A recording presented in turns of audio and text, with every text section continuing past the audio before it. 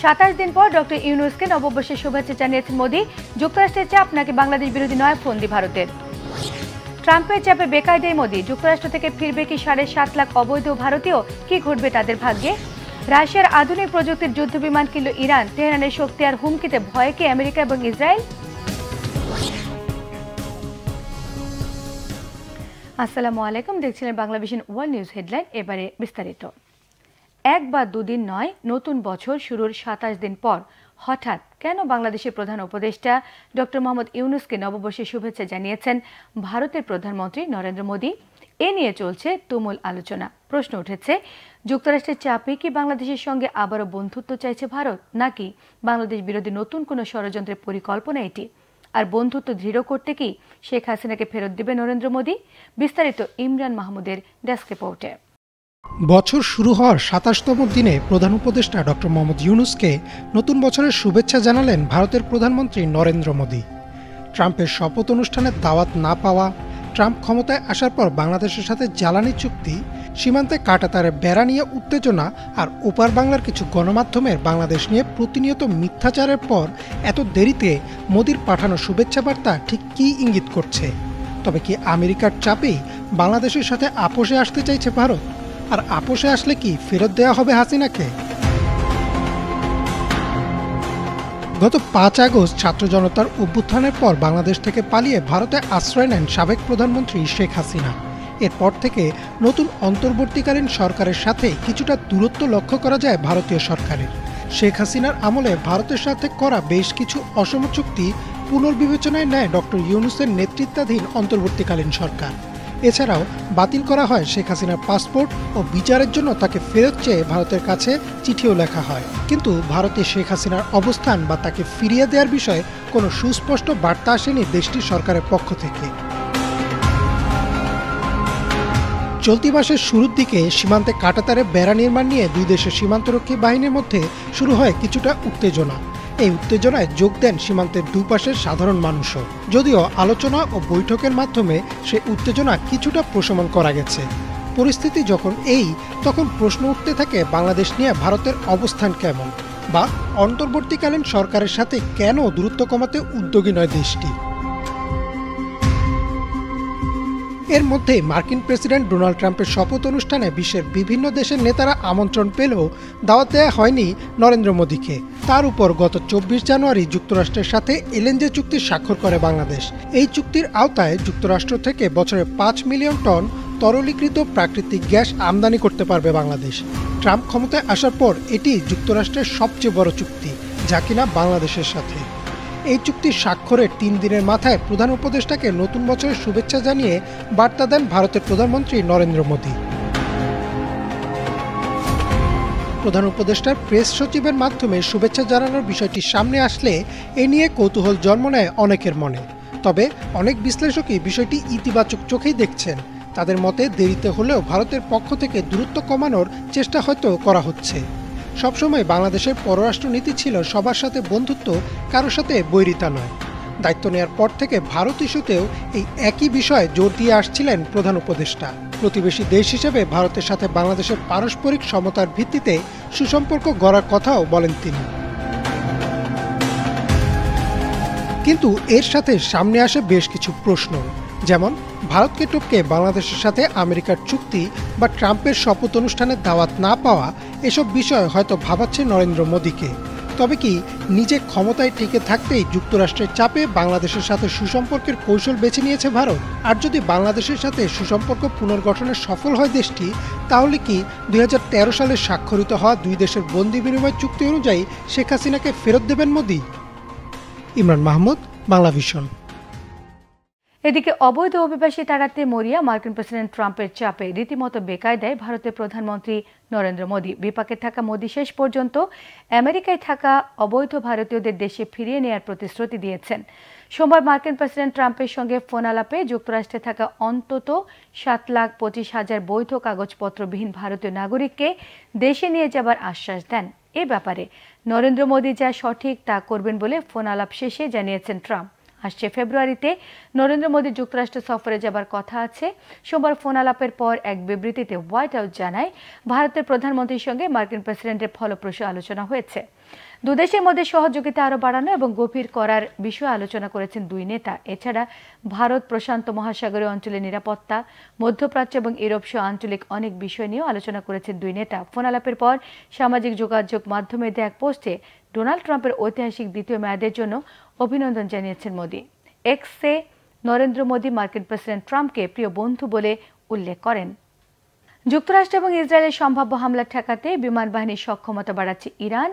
এর অংশ হিসেবে এবারে রাশিয়ার কাছ থেকে অত্যাধুনিক প্রযুক্তির যুদ্ধবিমান কিনছে তারা। ওয়াশিংটন এবং তেল আবিবকে হুঁশিয়ার করে ইসলামী বিপ্লবী গার্ড বাহিনী জানিয়েছে, ইরানে কোনো প্রকার হামলা হলে শত্রুপক্ষকে ভয়াবহ এবং তিক্ত ফল ভোগ করতে হবে। হিজল জুবাইরের ডেস্ক রিপোর্ট।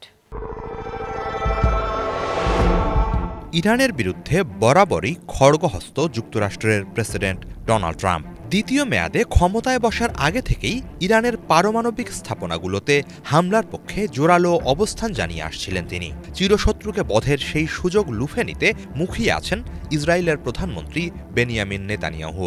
ঘনিষ্ঠ মিত্র ট্রাম্প হোয়াইট হাউসে ফেরায় এবারে সেই স্বপ্ন বাস্তবায়নে মরিয়া হয়ে উঠবেন নেতানিয়াহু, এমনটাই ধারণা করা হচ্ছে। যুক্তরাষ্ট্র ও ইসরায়েলের দাবি, ইউরেনিয়াম বিশুদ্ধকরণের মাত্রা বাড়িয়ে গোপনে দ্রুততার সাথে পরমাণু অস্ত্র বানানোর পথে হাঁটছে তেহরান। যদিও তেহরানের পক্ষ থেকে অমন অভিযোগ নাকচ করে দেয়া হয়েছে, তারপরও ওই অভিযোগের ভিত্তিতেই তাদের পারমাণবিক প্রকল্পগুলোতে হামলার অজুহাত খুঁজছে শত্রুপক্ষ। এরই মাঝে ট্রাম্প হামলার পরিকল্পনা নিয়ে ভাবছেন বলে সংবাদ মাধ্যম সহ বিভিন্ন সূত্র জানাচ্ছে। সার্বিক প্রেক্ষাপটে যে কোনো সময় যুক্তরাষ্ট্র ও ইসরায়েলের সম্ভাব্য হামলা ঠেকাতে সবভাবে নিজেকে প্রস্তুত করছে তেহরান। জল ও স্থলপথে শক্তিশালী অবস্থানে থাকলেও আকাশপথে ইরানের সক্ষমতা তুলনামূলকভাবে কম। সেজন্য এবারে বিমান বাহিনীর সক্ষমতা বাড়াচ্ছে তারা। এর অংশ হিসেবে রাশিয়ার কাছ থেকে বেশ কিছু অত্যাধুনিক প্রযুক্তির সুখোই 35 যুদ্ধবিমান কিনেছে ইরান। সোমবার ইরানের ইসলামী বিপ্লবী গার্ড বাহিনীর শীর্ষ কমান্ডার আলী সাদমানি এ তথ্য জানান। রয়টার্সের প্রতিবেদনে বলা হয়েছে, এর মধ্য দিয়ে এই প্রথমবারের মতো আনুষ্ঠানিকভাবে সুখোই যুদ্ধবিমান কেনার বিষয়টি নিশ্চিত করেছে তেহরান। তবে ঠিক কতগুলো বিমান কেনা হয়েছে তা জানানো হয়নি। যুদ্ধবিমান কেনার তথ্য জানিয়ে যুক্তরাষ্ট্র ও ইসরায়েলকে হুমকি দিয়ে সাদমানি বলেন, কেউ ইরানে হামলার বোকামি করলে তাদের তিক্ত অভিজ্ঞতার মুখোমুখি হতে হবে। ইরান শক্তিশালী মিসাইল ছুঁড়ে বদলা নেবে। মধ্যপ্রাচ্য জুড়ে থাকা শত্রুদের সমস্ত স্থাপনা অরক্ষিত হয়ে পড়বে। কেবল যুদ্ধবিমান নয়, তেহরান অন্যান্য সমরাস্ত্রের উৎপাদন ও মজুদও বাড়াচ্ছে বলে জানান সাদমানি। প্রয়োজনে জল, স্থল ও বিমান বাহিনীর জন্য আরও অস্ত্রশস্ত্র কেনা হবে বলেও জানান তিনি। ইরানের আধা সরকারি সংবাদ সংস্থা তাসনিম জানিয়েছে, 2023 সালের নভেম্বরে রাশিয়ার কাছ থেকে যুদ্ধবিমান কেনার চুক্তি করে তেহরান। সম্প্রতি পশ্চিমাদের মোকাবেলায় এ দুই দেশ পরস্পরের সাথে কৌশলগত সম্পর্ক আরও জোরালো করছে। এর অংশ হিসেবে চলতি মাসে ট্রাম্প ক্ষমতায় বসার মাত্র 3 দিন আগে পারমাণবিক ও সামরিক খাতসহ অন্যান্য খাতে লেনদেন বাড়াতে অন্তত 20 বছরের জন্য নতুন একটি চুক্তি করেছে তারা। মস্কোতে স্বাক্ষরিত ওই চুক্তিকে যুগান্তকারী অভিধা দিয়ে পুতিন বলেন, দুই দেশের নিরাপত্তা ও আঞ্চলিক স্থিতিশীলতার প্রশ্নে এটি খুবই গুরুত্বপূর্ণ পদক্ষেপ। এর মধ্য দিয়ে দীর্ঘস্থায়ীভাবে দুই দেশের রাজনৈতিক ও নিরাপত্তা সম্পর্ক জোরালো হবে। একই সাথে চলমান বৈশ্বিক প্রেক্ষাপটে দুই দেশের পররাষ্ট্রনীতিগত ঐক্য সৃষ্টির ক্ষেত্রেও এটি ভূমিকা রাখবে। সে সময় বহির্বিশ্বের চাপ এবং পশ্চিমাদের অবৈধ ও রাজনৈতিক উদ্দেশ্য প্রণোদিত বিভিন্ন নিষেধাজ্ঞা মোকাবেলায় দুই দেশ এক হয়ে কাজ করবে বলেও জানান পুতিন। একাধিক সূত্র জানায়, নতুন ওই চুক্তির আওতায় চিরশত্রু ইসরায়েলকে মোকাবেলায় রাশিয়ার কাছে উন্নত প্রযুক্তির অস্ত্র চেয়েছে ইরান। এদিকে দিন দিন এ দুই দেশের মধ্যে কৌশলগত সম্পর্ক বৃদ্ধি নিয়ে উদ্বিগ্ন যুক্তরাষ্ট্র, ইসরায়েল সহ পশ্চিমা দেশগুলো। বিশ্লেষকরা বলছেন, পশ্চিমাদের বিরুদ্ধে নতুন অক্ষশক্তির উত্থান যে দিন দিন আরও জোরালো হচ্ছে, এগুলো তারই ইঙ্গিত। হিজল জুবাইর, বাংলা ভিশন। এদিকে ফিলিস্তিনের গাজা ভূখণ্ডে দীর্ঘ 15 মাস ধরে চলা যুদ্ধকে সম্মান জানিয়ে গাজা নামে ড্রোন উন্মোচন করেছে ইরান। ড্রোনটি সীমান্ত নিরাপত্তার জন্য পরিচালিত অভিযানে ব্যবহার করা হবে বলে জানিয়েছে Islamic revolutionary guard corps IRGC। Gaza ড্রোনটির অপারেশনাল ব্যাসার্ধ প্রায় 4000 কিলোমিটার। ড্রোনটি একসঙ্গে 12টি বোমা বহনে সক্ষম। মীর ফজল রাব্বির ডেস্ক রিপোর্ট।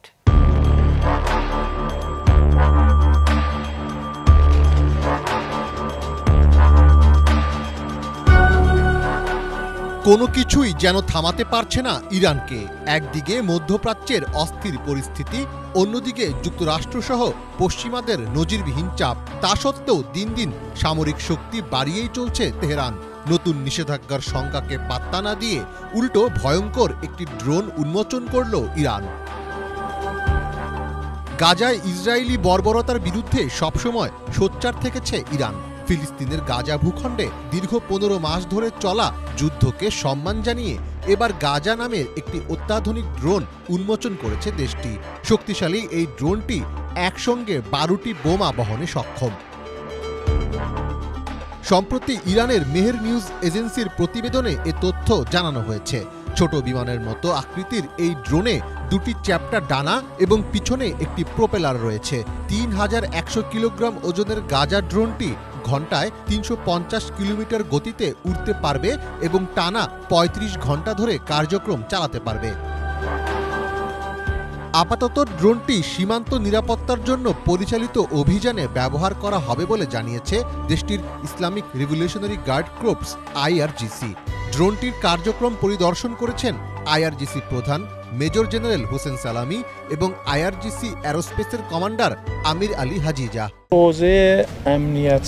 ইরানের জন্য উচ্চমাত্রার নিরাপত্তা তৈরি করা খুব গুরুত্বপূর্ণ, বিশেষ করে সীমান্ত রক্ষার ক্ষেত্রে। সীমান্তে কোনো সন্ত্রাসী বা চোরাকারবারি থাকলে তা দমনে এই ড্রোন কার্যকর ভূমিকা রাখতে পারবে। তথ্য বলছে গাজা ড্রোনটি 4000 কিলোমিটার দূরে গিয়েও হামলা চালাতে সক্ষম, যা নাগালের মধ্যে থাকা ইসরায়েলের জন্য ভীতির কারণ হতে পারে বলে ধারণা করা হচ্ছে। 1000 কিলোমিটার পাল্লার এবং কমপক্ষে 500 কিলোগ্রাম পেলোড বহন করতে সক্ষম এই চালকবিহীন ড্রোনটি স্থানীয় সময় রোববার 8টি পরীক্ষামূলক লক্ষ্যবস্তুতে সফলভাবে আঘাত এনেছে। তবে অভিযোগ উঠেছে গাজা ড্রোনটি যুক্তরাষ্ট্রের ড্রোন প্রযুক্তি নকল করে তৈরি করা হয়েছে। কেননা ড্রোনটির ডাকনাম গাজা হলেও এর টেকনিক্যাল নাম শাহেদ 149। জানা যায় এর আগে মার্কিন RQ-171 ড্রোনের অনুকরণে শাহেদ 170 ড্রোন তৈরি করেছিল ইরান। গত বছর গাজা নামের এই ড্রোন তৈরির ঘোষণা দিয়েছিল ইরান। অবশেষে ড্রোনটি উন্মোচন করল তারা। কুয়ালালামপুরে আয়োজিত এশিয়ান ডিফেন্স সার্ভিস এক্সিবিশনেও ড্রোনটির প্রদর্শনী করা হয়। এছাড়া কিছুদিন আগেই ভূগর্ভস্থ ড্রোন ঘাঁটি প্রকাশ্যে এনে তাক লাগিয়ে দিয়েছিল ইরান। আর এসবের মাধ্যমে সামরিক শক্তিতে অপ্রতিরোধ্য এক ইরানের শক্ত বার্তাই পাচ্ছে বিশ্ব নেতারা। মীর ফজল রাব্বি, বাংলা ভিশন।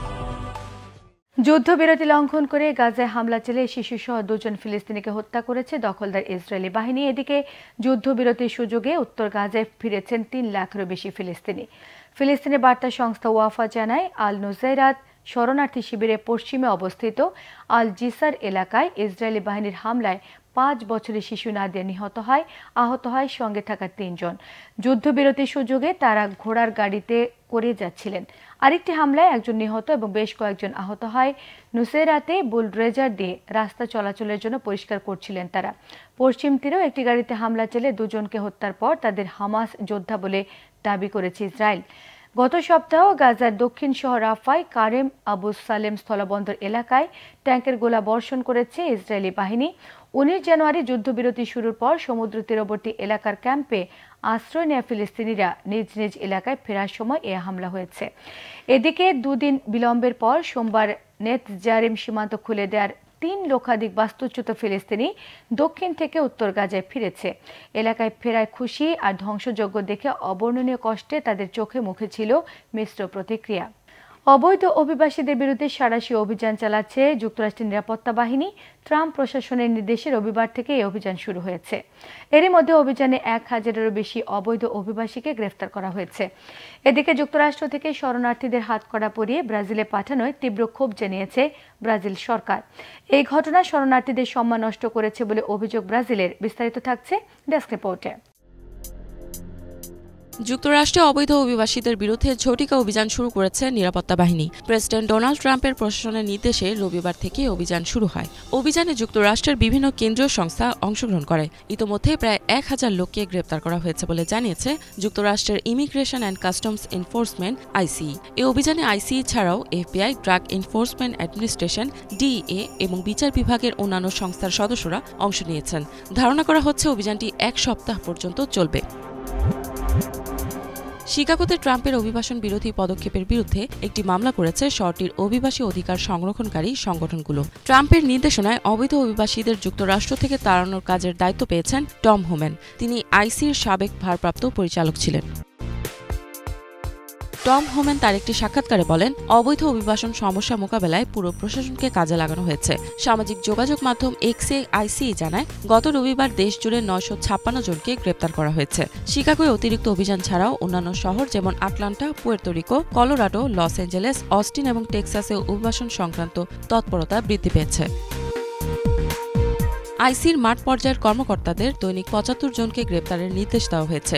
গত অর্থবছরে আইসির অভিযানে 1,13,431 জনকে গ্রেপ্তার করা হয়েছিল। শিকাগোর স্থানীয় একটি অলাভজনক প্রতিষ্ঠানের দেওয়া তথ্য অনুযায়ী ট্রাম্প প্রশাসনের নানা তৎপরতার মুখে আতঙ্কে রয়েছেন শহরটির অনেক অধিবাসী। তাদের অনেকে স্কুল বা কাজে যাচ্ছেন না। এদিকে শিকাগোতে ট্রাম্পের অভিবাসন বিরোধী পদক্ষেপের বিরুদ্ধে একটি মামলা করেছে শহরটির অভিবাসীদের অধিকার নিয়ে সোচ্চার সংগঠনগুলো। জর্জিয়া অঙ্গরাজ্যের আটলান্টা শহরের উপকণ্ঠ থেকে হন্ডুরাসের এক ব্যক্তিকে গ্রেপ্তার করেছেন আইসির সদস্যরা। তার কোনো বৈধ নথিপত্র ছিল না। তার ভাই এডউইন ভালদারেস বলেন, ওয়াল্টার নির্মাণ শ্রমিক হিসেবে কাজ করতেন। ওয়াল্টারের বিরুদ্ধে কোনো ফৌজদারি অপরাধের অভিযোগ নেই। আটলান্টার উপকণ্ঠের টাকার এলাকা থেকে নথিপত্রহীন আরেক অভিবাসীকে গির্জা থেকে গ্রেপ্তার করা হয়। ওই গির্জার যাজক লুইস ওত্রি সিএনএনকে বলেন, ধর্মীয় আনুষ্ঠানিকতা চলাকালে গির্জার কয়েকজন সদস্য ওই ব্যক্তিকে বাইরে বের করে নিয়ে যান। বাইরে যাওয়ার পর তাকে গ্রেপ্তার করে আইসিই সদস্যরা। রবিবার রাতে যুক্তরাষ্ট্রের কেন্দ্রীয় সরকারের কর্মকর্তারা জানিয়েছেন, দেশটির হাওয়াই দ্বীপপুঞ্জ পর্যন্ত অবৈধ অভিবাসী বিরোধী অভিযান চালানো হয়েছে। সেখানকার হুনুলুলু শহরে অবৈধ অভিবাসীদের গ্রেপ্তার করা হয়। এ সময় কলোরাডোয় মাদক চোরাচালানের এবং ভেনেজুয়েলার অপরাধী চক্রের প্রায় 50 জনকে আটক করে ডিএ ও আইসির সদস্যরা। এদিকে যুক্তরাষ্ট্র থেকে শরণার্থীদের হাতকড়া পরিয়ে ব্রাজিলে পাঠানো হয়েছে। এতে ক্ষুব্ধ হয়েছে ব্রাজিল প্রশাসন। তাদের অভিযোগ, এসব করে শরণার্থীদের সম্মান নষ্ট করা হয়েছে। গত শনিবার ব্রাজিলের শরণার্থীদের বোঝাই করা একটি বিমান আমেরিকা থেকে রওনা দেয়। বিমানটিতে 88 জন শরণার্থী, 16 জন মার্কিন নিরাপত্তা কর্মী এবং 8 জন বিমান কর্মী ছিলেন। ওই বিমানে সব শরণার্থী হাতকড়া পরানো অবস্থায় ছিল বলে অভিযোগ উঠেছে। বিষয়টি নিয়ে সরব হয়েছেন ব্রাজিলের বিচার বিষয়ক মন্ত্রী রিকার্ডো লেওয়ান্ডোস্কি। ঘটনার কথা তিনি দেশটির প্রেসিডেন্ট লুলা দা সিলভাকে জানিয়েছেন। পরে প্রেসিডেন্টের হস্তক্ষেপে বিমানের সব শরণার্থীকে নামিয়ে দেশের বিমানে সম্মানের সাথে নিজ নিজ রাজ্যে পাঠানো হয়। ক্ষমতায় এসেই দেশ থেকে অবৈধ অনুপ্রবেশকারী এবং শরণার্থীদের চিহ্নিত করতে শুরু করেছেন মার্কিন প্রেসিডেন্ট ডোনাল্ড ট্রাম্প। যাদের কাছে কাগজ নেই তাদের আটক করে নিজ নিজ দেশের পথে বিমানে তুলে দেওয়া হচ্ছে। ইফাত জাহান, বাংলাভিশন। যুক্তরাষ্ট্রের বিচার বিভাগে কর্মরত 1 ডজনেরও বেশি আইনজীবীকে বরখাস্ত করেছে প্রেসিডেন্ট ট্রাম্প প্রশাসন। এই আইনজীবীরা অতীতে ডোনাল্ড ট্রাম্পের অপরাধ তদন্তের কাজে যুক্ত ছিলেন। সোমবার এইসব আইনজীবীকে বরখাস্তের আদেশ কার্যকরে একটি চিঠি দেওয়া হয়। সিএনএনের প্রতিবেদনে বলা হয়েছে, ট্রাম্পের এজেন্ডা নিখুঁতভাবে বাস্তবায়নের জন্য তাদের আর বিশ্বাস করছে না ট্রাম্প প্রশাসন। বরখাস্ত হওয়া আইনজীবীরা সাবেক বিশেষ কৌঁসুলি জ্যাক স্মিথের নেতৃত্বাধীন তদন্ত দলে যুক্ত ছিলেন। ট্রাম্পের বিরুদ্ধে করা সরকারি গোপন নথি সরানো এবং 2020 সালের প্রেসিডেন্ট নির্বাচনের ফলাফল বদলে দেওয়ার চেষ্টা সংক্রান্ত ফৌজদারি 2টি মামলায় তদন্ত করেছিলেন তারা। তবে এখন জ্যাক স্মিথের দলের কাকে কাকে ট্রাম্প বরখাস্ত করলেন সেটি তাৎক্ষণিকভাবে জানা যায়নি। এই ছিল আজকের মতো। সঙ্গে থাকায় সবাইকে ধন্যবাদ।